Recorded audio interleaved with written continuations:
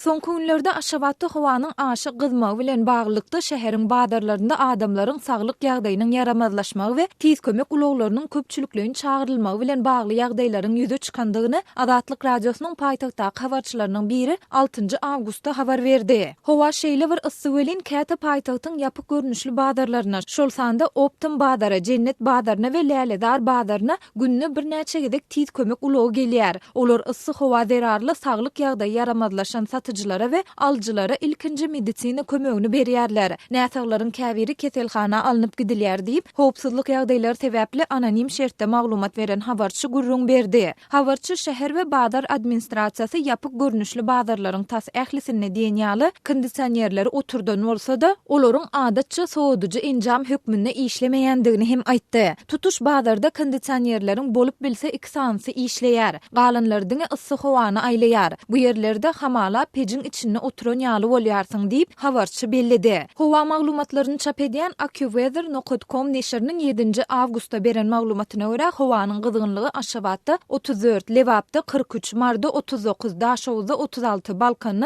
35 gradusa barabar. Ýöne mundan ozalky günlerde Türkmenistanyň tas ähli vilayetlerinde diýen ýaly howanyň gyzgynlygy 40 gradusyň aşýardy.